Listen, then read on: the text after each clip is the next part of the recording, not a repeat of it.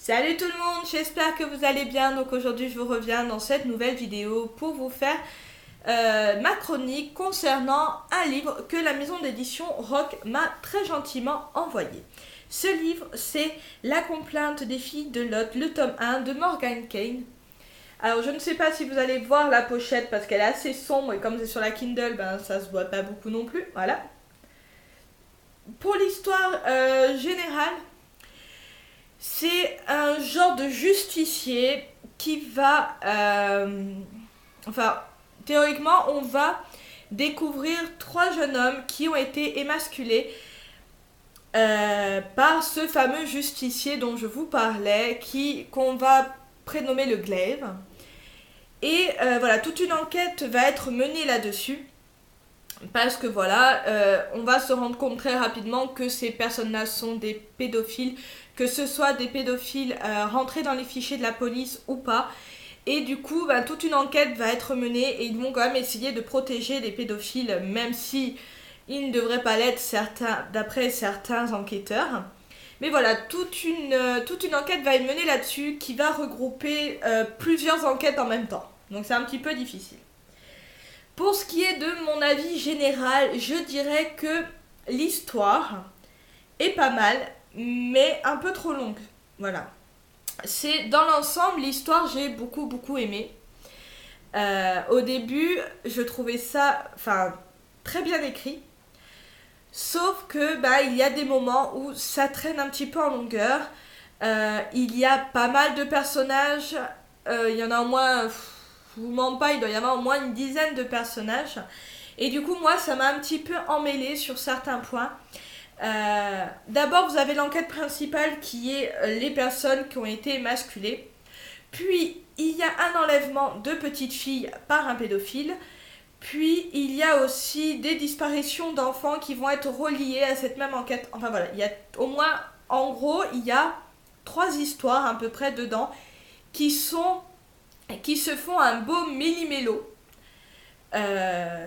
Et c'est dommage parce que le thème principal, je l'avais trouvé très sympa, très bien écrit, le pourquoi ils émasculent un peu ces hommes-là, alors que des fois ils ne passent pas forcément à l'acte. Oui, ce sont des pédophiles, mais ils n'ont pas violé de petites filles ou de petits garçons, ou d'enfants en général. Mais les autres histoires à côté sont bien, mais je trouve que ça empiète un peu trop sur l'histoire générale. D'ailleurs, à un moment donné, pendant, je sais pas, peut-être 200 pages, on n'entend plus vraiment parler du glaive et on entend plus parler des autres enquêtes.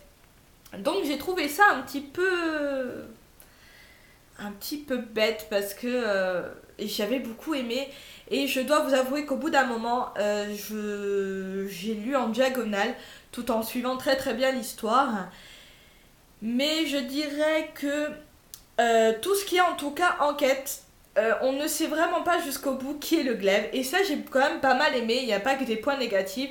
L'histoire est très bien écrite. Sauf que je trouve que ça traîne pas mal en longueur. C'est pas la longueur du roman qui m'a un petit peu stoppé. Il fait 500 ou 600 pages. C'est pas trop ça qui m'a empêché. Mais c'est vraiment la longueur de certaines histoires, de certaines enquêtes qui mènent des fois nulle part. Ça vous embrouille un petit peu, mais en même temps, cette embrouille vous aide par la suite à ne pas savoir qui est vraiment le glaive depuis le début. Voilà. Ça, j'ai bien aimé. Mais c'est vrai que c'était un petit peu brouillon et ça m'a un petit peu déçue. Et ça m'a beaucoup lassée. Au bout d'un moment, je lisais en diagonale parce que c'était plus possible. Après, je me disais que toutes les personnes de l'histoire avaient été au moins violées une fois dans leur vie. Ça, j'ai trouvé un petit peu trop. Voilà, c'était un petit peu trop qu'il y ait certains viols, certaines femmes qui veulent que le glaive émascule leur violeur. Je suis d'accord, mais là, c'était un petit peu trop présent dedans. C'est pratiquement le 3/4 des personnages ont été violés dans l'histoire. Voilà. Sur une dizaine de personnages, je dirais qu'au moins 6 ont été violés. Donc du coup, c'était un peu trop ce petit détail-là. Mais dans l'ensemble, c'est quand même une très bonne enquête. C'est un très bon thriller. J'ai pas mal aimé. J'ai le tome 2. On me l'a envoyé dans la foulée, mais je ne compte pas le lire dans l'immédiat parce que celui-là m'a un petit peu gâché le plaisir de continuer l'histoire. Même si... Enfin, on n'arrive pas, du coup, comme il y a tellement de personnages, on n'arrive pas à s'attacher à certains personnages. Voilà, il y en a trop et du coup, ben, ça gâche un petit peu le truc. Mais si vous aimez tout ce qui est un peu thriller à la chuchoteur, je trouve, ça rentre dans le jeu, mais il faut aimer les longueurs dans les enquêtes. Moi, j'aime pas trop. Mais dans l'ensemble, en lisant en diagonale, ça a été parce que du coup, ça avançait un petit peu plus rapidement pour moi. Mais c'est bien un truc que j'aime pas, lire en diagonale. Mais là, c'était obligé parce que je me suis dit, finis-le. Même si au bout d'un moment, au bout de peut-être, j'étais à 30% du roman, j'étais déjà un petit peu gavée parce que rien ne se passait, il n'y avait pas de rebondissement. C'est vraiment après, c'est vraiment au bout de 50-60%, là il se passe des trucs intéressants et là j'ai repris plaisir à cette lecture. Mais entre les 30 et les 60%, donc ça veut dire à peu près plus de 200 pages, il ne se passe rien. Mais alors rien, et on voit pas où les enquêtes vont mener, pourquoi elle a rajouté certains trucs. Mais voilà, si vous aimez quand même, comme je le répète, si vous aimez les thrillers un peu longs et que ça vous dérange pas de lire des longueurs d'enquête, je vous le conseille quand même parce que c'est quand même une très très bonne histoire.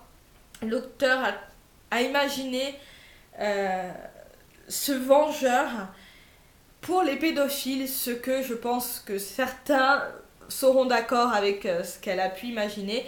Mais voilà, c'est un très bon roman quand même, même si ça traîne en longueur, je le répète. Même un peu trop, il faut que j'arrête de dire ça. Mais voilà, c'est quand même un bon roman et je vous le conseille.